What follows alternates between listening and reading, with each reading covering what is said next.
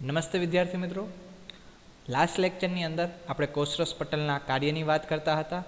તેમાં એક મહત્વનું કાર્ય એટલે કે અણુઓને આરપાર જવાની પરવાનગી છે એ કોષરસ પટલ આપે છે, રાઈટ. અને આ અણુઓનું વહન છે એ કેવી રીતે થશે તો કે બે પ્રકારે થશે, મંદ વહન અને સક્રિય વહન, રાઈટ. આ લેક્ચરની અંદર આપણે એ જ વહન વિશે થોડુંક ડિટેલમાં માહિતી મેળવશું.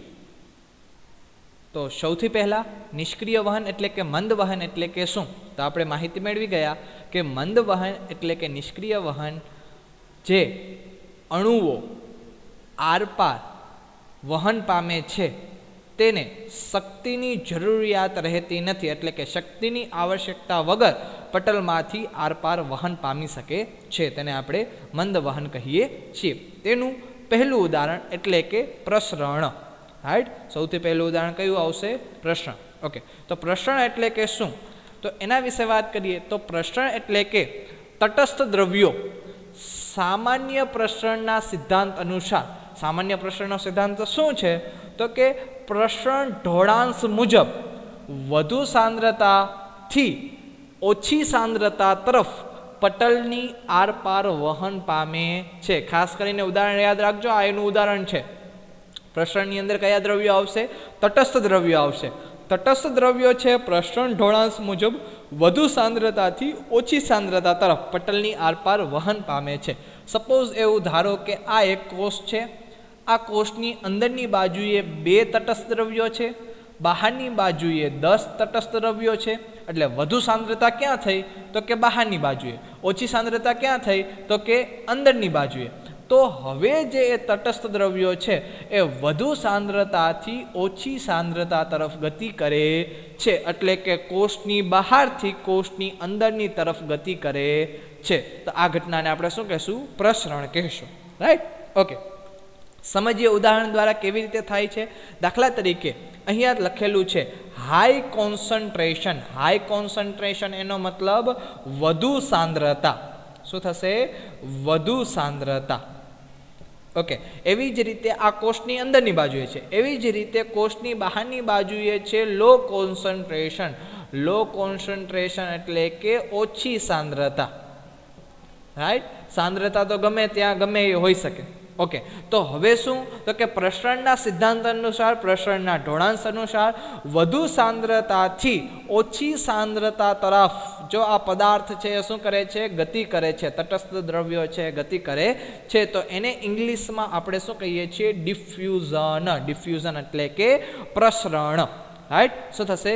પ્રસરણ, રાઈટ. સામાન્ય માહિતી છે, તટસ્થ દ્રવ્યો છે એ પ્રસરણ ઢોળાંશ અનુસાર વધુ સાંદ્રતાથી ઓછી સાંદ્રતા તરફ પટલની આરપાર વહન પામે છે, અને અહીંયા કોઈ પણ શક્તિની એટલે કે એટીપીની જરૂરિયાત રહેતી નથી, રાઈટ. ઓકે, એ પછી નિષ્ક્રિય અથવા તો મંદ વહનનું બીજું ઉદાહરણ જે છે આશ્રુતિ, રાઈટ. આશ્રુતિ એટલે કે શું તો કે પાણી. જો ખાસ કરીને ઉદાહરણ યાદ રાખજો, પ્રસરણની અંદર શું આવ્યું હતું? તટસ્થ દ્રવ્યો. આની અંદર શું આવેલ છે? આશ્રુતિની અંદર પાણી. પાણીના અણુઓ પણ આ પટલમાંથી પોતાની વધુ સાંદ્રતાથી ઓછી સાંદ્રતા તરફ શું કરે છે? ગતિ કરે છે. પાણીના પ્રસરણ દ્વારા થતી આ ગતિને શું કહેવામાં આવે છે? આશ્રુતિ કહેવામાં આવે છે. એટલે કે દાખલા તરીકે ધારો કે આ કોષ છે, કોષની અંદરની બાજુએ પાણી એટલે કે H2O, H2O ના 5 અણુઓ છે, અને બહારની બાજુએ H2O ના 15 અણુઓ છે, રાઈટ. તો બહારની બાજુએ સાંદ્રતા કેવી થઈ? વધુ. અંદરની બાજુએ સાંદ્રતા કેવી થઈ? ઓછી. તો કે વધુ સાંદ્રતાથી ઓછી સાંદ્રતા તરફ પાણીના અણુઓ છે વહન પામે છે. ફક્ત ને ફક્ત જો પાણીના જ અણુઓ વહન પામે, બરાબર છે, તો એ ઘટનાને આપણે શેના તરીકે ઓળખશું? આશ્રુતિ તરીકે ઓળખશું. એ ઘટનાને શેના તરીકે ઓળખશું? આશ્રુતિ. કે જેમાં પટલની આરપાર પાણીના અણુઓ વધુ સાંદ્રતાથી ઓછી સાંદ્રતા તરફ વહન કરે છે. ક્યાં સુધી વહન કરે? કે જ્યાં સુધી પાણીના અણુઓની સાંદ્રતા બંને બાજુએ એટલે કે અંદરની બાજુએ અને બહારની બાજુએ સરખી ન થાય ત્યાં સુધી આ અણુઓ છે એ પોતાનું વહન છે ચાલુ રાખે છે, રાઈટ કેવી રીતે તો કે દાખલા તરીકે જો આ પાણીનો અણુ છે રાઈટ જે આ બ્લુ કલરના જે છે એ શું છે પાણીના અણુઓ છે ઓકે પાણીના અણુઓની સાંદ્રતા દાખલા તરીકે આપણે અણુ ગણીએ તો અણુઓની સાંદ્રતા આ બાજુ કેવી જોવા મળે છે વધુ સાંદ્રતા જોવા મળે છે તો અહીંયા લખી દઉં છું વધુ સાંદ્રતા ઓકે આ જે છે શું છે તો કે પટલ છે રાઈટ કોષરસ પટલ અને કોષરસ પટલની જે બીજી બાજુ છે અહીંયા કેવી સાંદ્રતા જોવા મળે છે તો કે પાણીની ઓછી સાંદ્રતા જોવા મળે છે શું છે પાણીની ઓછી સાંદ્રતા છે તો પાણીના જે અણુઓ છે એ વધુ સાંદ્રતાથી ક્યાં ગતિ કરે છે ઓછી સાંદ્રતા તરફ ગતિ કરે છે ફક્ત ને ફક્ત પાણીના જ અણુઓ બીજા કોઈ અણુઓ છે ગતિ કરતા નથી તમને વિડીયોમાં વ્યવસ્થિત રીતે દેખાય છે કે પાણીના જ અણુઓ છે ગતિ કરે છે તો આને આપણે શેના તરીકે ઓળખશું આશ્રુતિ તરીકે ઓળખશું ઓકે તો આ થઈ ગઈ આશ્રુતિ રાઈટ એટલે કે નિષ્ક્રિય મંદ વહનનો બીજો પ્રકાર આશ્રુતિ અહીંયા પણ કોઈ પણ શક્તિની છે આવશ્યકતા રહેતી નથી પાણીના અણુઓ છે પોતાને આધારે જ વધુ સાંદ્રતાથી ઓછી સાંદ્રતા એટલે કે પ્રસરણના ઢોળાંશ મુજબ છે ગતિ કરે છે એ પછી નિષ્ક્રિય અથવા તો મંદ વહનનો ત્રીજો પ્રકાર એટલે કે સાનુકૂલિત વહન કોને કહેશું સાનુકૂલિત વહન તો એની વાત કરીએ સાનુકૂલિત વહનની અંદર ધ્રુવીય અણુઓ કયા અણુઓ ઉદાહરણ આવશે ધ્રુવીય અણુઓ આ જે ધ્રુવીય અણુઓ છે એ અધ્રુવીય લિપિડના દ્વિસ્તરમાંથી પસાર થઈ શકતા નથી એટલે કે લિપિડ કેવું હોય અધ્રુવીય હશે જ્યારે અણુઓ કેવા છે તો કે ધ્રુવીય છે રાઈટ તો જે લિપિડ અધ્રુવીય દ્વિસ્તરનું બનેલું પટલ છે એ ધ્રુવીય અણુને પસાર થવા દેતા નથી તો આવા અણુઓને જો પટલમાં પસાર થવું હશે તો આવા અણુઓને પટલમાંથી પસાર થવા માટે વાહક પ્રોટીન કે જે પટલમાં ખૂપેલા હોય આપણે જ્યારે કોષરસ પટલની રચનાની વાત કરી હતી ત્યારે આપણે એમાં વાત કરી હતી કે લિપિડના દ્વિસ્તરીય પટલની અંદર બે પ્રકારના પ્રોટીન હોય પરિઘીય પ્રોટીન અથવા તો અંતર્ગત પ્રોટીન તો આ જે પ્રોટીન છે રાઈટ એ પ્રોટીન કે જે પટલમાં ખૂપેલા હોય એ તેની મદદથી અને પટલમાંથી શું થશે આરપાર વહન પામશે તો એ ઘટનાને આપણે શું કહેશું સાનુકૂલિત વહન કહેશું રાઈટ એટલે કે સાનુકૂલિત વહન એટલે કે ધ્રુવીય અણુઓ પટલમાં આવેલા પ્રોટીનની મદદથી રાઈટ ધ્રુવીય અણુઓ પટલમાં આવેલા પ્રોટીનની મદદથી પોતાની વધુ સાંદ્રતાથી જો ઓછી સાંદ્રતા તરફ ગતિ કરે તો એને આપણે શેના તરીકે ઓળખી શકીએ છીએ સાનુકૂલિત વહન તરીકે પણ ઓળખી શકીએ છીએ કારણ કે સાનુકૂલિત વહન છે એ મંદ વહનનો પ્રકાર છે રાઈટ તો મંદ વહન હંમેશા પ્રસરણ ઢોળાંશ મુજબ જ કામ કરે એટલે કે કોઈ પણ શક્તિની આવશ્યકતા વગર જ કામ કરશે રાઈટ સામાન્ય રીતે સમજીએ દાખલા તરીકે અહીંયા લખેલું છે આઉટસાઇડ ઓફ ધ સેલ એટલે કે કોષની બહારની બાજુ રાઈટ અને આ જે છે ઇનસાઇડ ઓફ ધ સેલ એટલે કે કોષની અંદરની બાજુ ઓકે તો કોષની બહારની બાજુએ જે આ દ્રવ્ય છે રાઈટ જે દ્રવ્ય છે દ્રવ્ય કેવું જોવા મળે છે તો કે વધુ જોવા મળે છે કોષની બહારની બાજુએ જે દ્રવ્ય છે ધ્રુવીય અણુઓ છે દ્રવ્ય એટલે કે ધ્રુવીય અણુઓ એ કેવા જોવા મળે છે વધુ જોવા મળે છે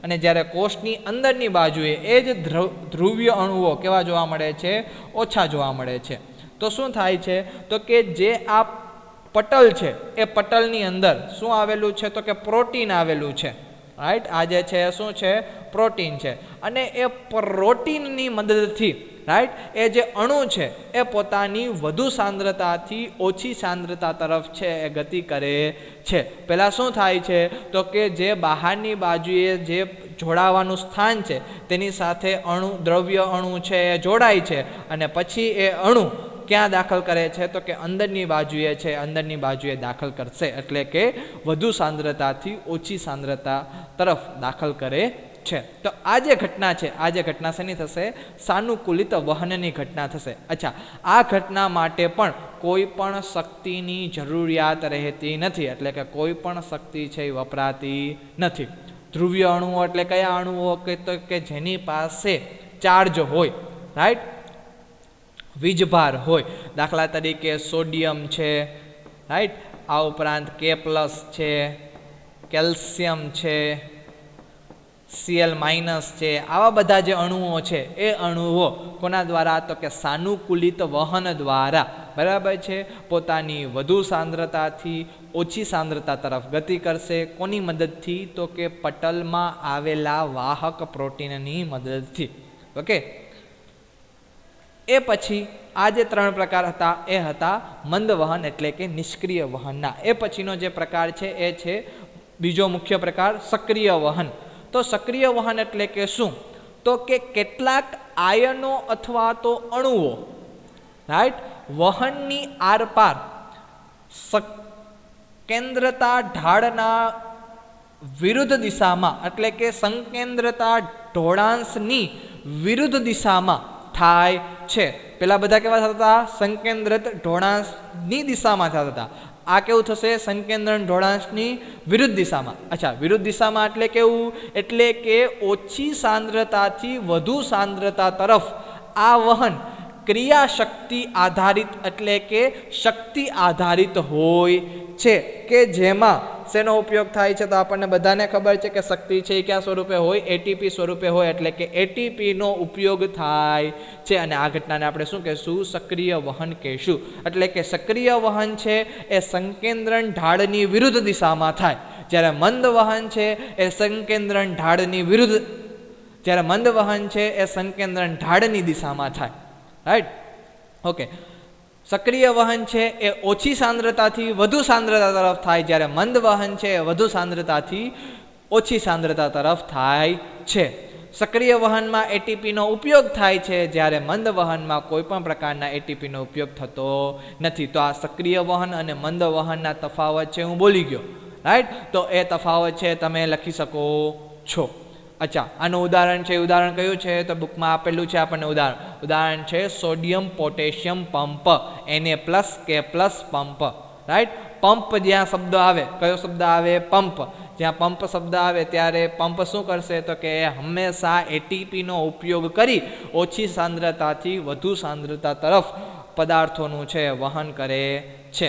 જો ઇંગ્લિશમાં કહેવાય સક્રિય વહનને એક્ટિવ ટ્રાન્સપોર્ટ. શું કહેશું? Active transport. અચ્છા, અહીંયા ઉદાહરણ આપેલું છે sodium potassium pump. Sodium potassium પંપનું ઉદાહરણ આપેલું છે. કેવી રીતે સોડિયમ પોટેશિયમ પંપ વહન કરે છે? તો કે 3 સોડિયમના અણુઓ જોડાય છે. કેટલા અણુઓ જોડાય છે? 3 સોડિયમના અણુઓ. અને બીજું શું જોડાય છે? તો કે 2 પોટેશિયમના અણુઓ. અચ્છા, આ 3 સોડિયમના અણુઓ જોડાય, બરાબર છે. ક્યાંથી ક્યાં દાખલ થાય છે? તો કે સામાન્ય રીતે પંપ છે એ 3 સોડિયમ અણુઓ સાથે જોડાય અને તે કોષની અંદરથી, રાઈટ, સોડિયમ અણુઓને કોષની અંદરથી ક્યાં દાખલ કરશે? કોષની બહારની બાજુએ દાખલ કરશે. કોષની અંદરથી ક્યાં દાખલ કરશે? કોષની બહારની બાજુએ.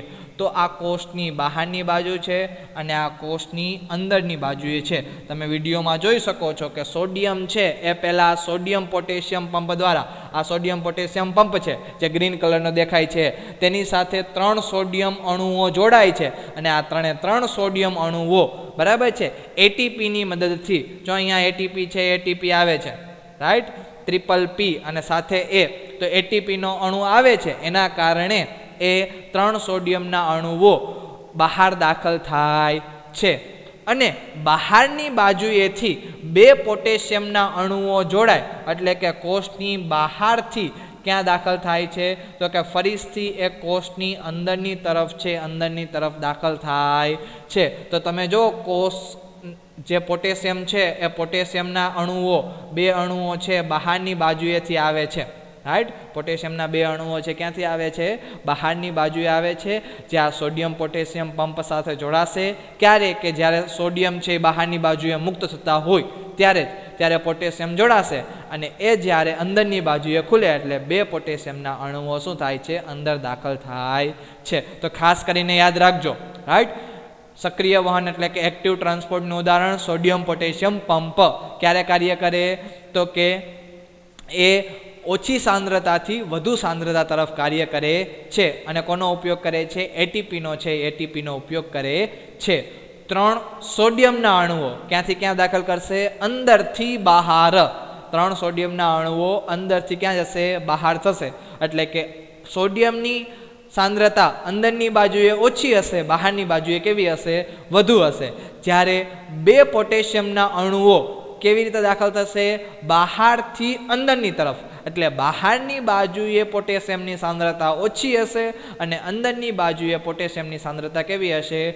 વધુ હશે. અને આવી રીતે સોડિયમ અને પોટેશિયમના અણુઓનું શું થાય છે? વહન થાય છે. રાઈટ. 3 સોડિયમના અણુઓ અને 2 પોટેશિયમના અણુઓ. આ બુકની અંદર આપેલું છે નહીં, એટલે ખાસ કરીને ધ્યાનથી સમજજો. રાઈટ. સોડિયમ પોટેશિયમ પંપ, તો આ એક્ટિવ ટ્રાન્સપોર્ટ છે એ પૂરું થાય. અને આની સાથે બરાબર છે આપણે જે સક્રિય વહન અને મંદ વહનના જે પ્રકાર ભણવાના હતા એ પણ અહીંયા સંપૂર્ણ થાય. એટલે કે કોષરસ પટલનું જે કાર્ય છે એ પૂર્ણ થાય.